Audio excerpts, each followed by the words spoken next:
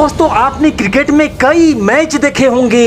कुछ मैच ऐसे होंगे जिसमें आखिरी गेंद तक सांसों को रोक दिया, कुछ मैच ऐसे जिसने आपका दिन बना दिया और कुछ मैच ऐसे जिसने आपके दिल को तोड़कर चकनाचूर कर दिया। लेकिन आज मैं आपको एक ऐसे मैच की कहानी बताने जा रहा हूं जो मैच इतिहास का सबसे शर्मनाक मैच बनकर के रह गया। उस मैच में खेल भावना की धज्जियां तो उड़ी ही थी, साथ ही उस दिन पूरी दुनिया ने देखा था कि भारत को हराने के लिए किस तरह से अंपायरों ने भी अपनी आंखों में पट्टी बांध लिया था।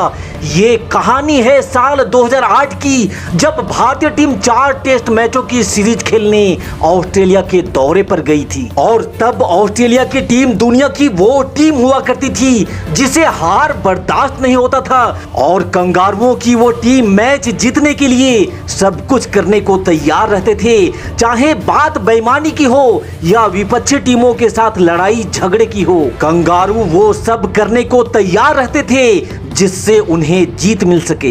इस सीरीज का पहला टेस्ट मेलबोर्न में खेला जाता है, जहां ऑस्ट्रेलिया ने भारत को 337 रनों से करारी शिकस्त दे दी थी। इसलिए सीरीज का दूसरा टेस्ट भारत को जीतना बेहद जरूरी हो गया था ताकि वो सीरीज में बना रहे। और जब ये मैच शुरू हुआ तो भारतीय टीम ने कंगारुओं को जकड़कर अपने वश में रखा था, और तब इस मैच को हारता देख ऑस्ट्रेलियाई खिलाड़ी एक बार फिर से बेईमानी करने पर उतर आए थे।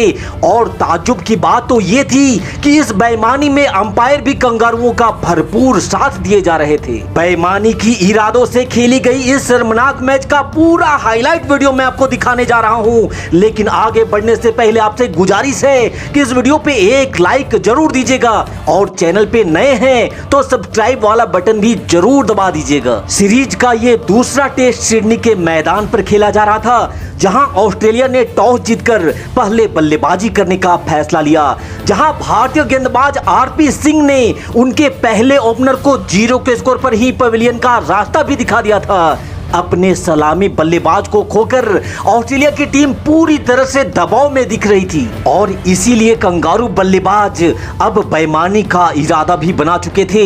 गोंगली की गेंद पर रिकी पॉन्टिंग के बल्ले से एक बहुत बड़ा एज लगता है, और विकेट के पीछे खड़े धोनी ने कोई गलती भी नहीं करी कैच लेने में। ये किनारा इतना बड़ा था कि इसकी आवाज दर्शकों के कानों तक भी गया होगा। लेकिन ताजुब की बात यह थी कि ना तो पॉन्टिंग क्रीज से हिले और ना ही अंपायर ने उन्हें आउट दिया। इसके बावजूद आरपी सिंह और हरभजन सिंह की बेहतरीन गेंदबाजी के चलते भारत ने ऑस्ट्रेलिया को 134 रनों पर ही 6 विकेट ढा दिया था। ये मैच तब पूरी तरह से भारत के पकड़ में था, क्योंकि ऑस्ट्रेलिया का सिर्फ एक प्रमुख बल्लेबाज ही अब क्रीज पर बचा हुआ था। लेकिन यहां से आगे जो कुछ भी हुआ, उसने इस मैच को क्रिकेट इतिहास का सबसे शर्मनाक मैच बना करके रख दिया। एंड्रू साइमंस जब 26 रन पर था, तब एक बार फिर से ईशांत शर्मा की गेंद पर एज लेकर गेंद धोनी के दस्तानों तक जा पहुंचती है।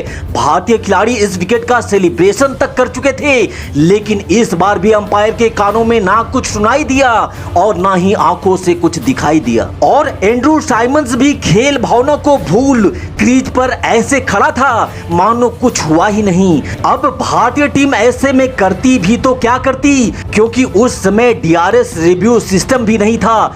और मुझे तो लगता है कि ऑस्ट्रेलिया की इसी बेईमानी को देखकर बाद में आईसीसी ने डीआरएस का नियम लाया होगा। खैर, यहां से मैच थोड़ा सा ही आगे बढ़ा था कि तभी अनिल कुंबले की गेंद पर धोनी ने बेहतरीन स्टंपिंग करते हुए साइमंस की गिलियां बिखेर दी। ये मामला थर्ड अंपायर के पास जाता है, और तब लोग ये सोच भी नहीं सकते थे कि थर्ड अंपायर भी बेईमानी पर उतर आएगा, क्योंकि थर्ड अंपायर जो डिसीजन देता है वो रिप्ले में देख करके देता है। लेकिन यहाँ रिप्ले में भी साफ दिखा कि साइमंस का पैर पूरी तरह से हवा में था। इसके बावजूद उसे नॉट आउट करार दे दिया जाता है। भारतीय खिलाड़ियों के पास अब गुस्सा और क्रोध के अलावा कुछ बचा ही नहीं था। इतना सब कुछ होने के बाद अगर ये कोई क्लब क्रिकेट होता तो अब तक खिलाड़ी बेईमानी से तंग आकर के मैदान छोड़ चुके होते। अरे यार, माना कि अंपायर से गलती हो जाती है, लेकिन ये थर्ड अंपायर कौन सा नशा किए बैठा था जिसे रिप्ले में भी दिखाई नहीं दे रहा था। खैर, अभी तक जो हुआ वो काफी नहीं था, यहां से आगे हरभजन सिंह की गेंद पर एक बार फिर से धोनी ने साइमंस को स्टंप आउट किया, पर इस बार अंपायर ने थर्ड अंपायर के पास भी जाना जरूरी नहीं समझा और जब रिप्ले में एक बार फिर से देखा गया तो एक बार फिर से साइमंस का पैर क्रीज से बाहर पाया गया। यहां एंड्रू साइमंस को बचाने के लिए अंपायरों ने मानो अपने आंखों पे पट्टी और कानों में रुई डाल लिया हो। अंपायरों के इसी सपोर्ट के कारण साइमंस ने 162 रन बनाते हुए ऑस्ट्रेलिया की पहली पारी को 463 रनों तक पहुंचा दिया था और अब बारी थी टीम इंडिया की बल्लेबाजी की और यहां भी अंपायरों ने बेईमानी की हदों को पार करने में कोई कसर नहीं छोड़ा था। यहां ब्रेटली ने जाफर को बोल्ड तो जरूर किया, पर यह गेंद नो बॉल थी जिसे अंपायर ने एक बार फिर से अनदेखा कर दिया था। इसके बावजूद बीबीएस लक्ष्मण ने 109 रन, सौरभ गांगुली ने 67 रन और सचिन ने 154 रनों की बेहतरीन पारी खेलते हुए भारत को पहली पारी में 532 रनों तक पहुंचा दिया था। साथ ही 72 रनों की बढ़त भी ऑस्ट्रेलिया से ले ली थी। यहां एक तरफ जहां भारतीय टीम अपने मेहनत के दम पर लड़ रही थी, वहीं कंगारू शाम दंड भेद की सारी रणनीति लगा रहे थे।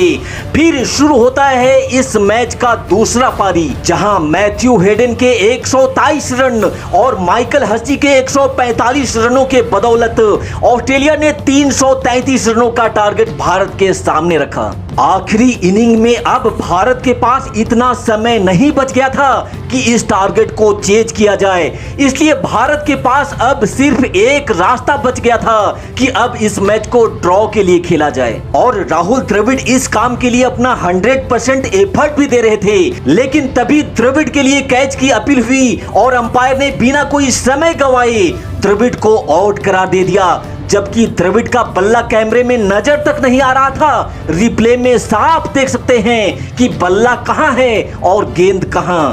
द्रविड़ को गुस्सा तो बहुत आया, पर अंपायर के इस घटिया चाल को अब तक तो हर कोई समझ चुका था। लेकिन अंपायर स्टीव बकनर और उनके साथी को बेईमानी करके अभी भी उनका पेट कहां भरने वाला था। जब उन्होंने देखा कि सौरभ गांगुली पिच पर टीम इंडिया के लिए ढाल बनकर के खड़े हो गए हैं, तब उन्होंने गांगुली को भी गलत आउट देकर अंपायरिंग की धज्जियां ही उड़ा डाली थी। यहां भी साफ देखा गया कि कैच से पहले बॉल जमीन से लग करके गई है, इसके बावजूद गांगुली को पवेलियन वापस जाना पड़ा। और यहां हद तो तब हो गई जब अंपायर पॉन्टिंग से पूछ रहा था कि आउट दे या ना दे। पॉन्टिंग ने आउट का इशारा किया तो अंपायर ने भी उंगली खड़ा कर दिया और इस तरह से कंगारुओं की बेईमानी और खराब एम्पायरिंग की वजह से भारत ये मैच हार जाता है। लेकिन इस हार के बाद भी ना तो किसी भारतीय खिलाड़ी को कोई अफसोस था और ना ही भारतीय फैंस को, क्योंकि इस मैच में भारतीय टीम हारी नहीं थी बल्कि उसे जानबूझ करके बेईमानी करके हराया गया था। इस मैच में खराब अंपायरिंग को लेकर आपकी क्या प्रतिक्रिया है, कमेंट में हमें जरूर बताइएगा। साथ ही इस वीडियो पे एक लाइक देकर के हम पे अपना सपोर्ट भी बनाए रखिएगा। इस वीडियो को पूरा देखने के लिए आपका बहुत बहुत धन्यवाद। आपका दिन शुभ हो।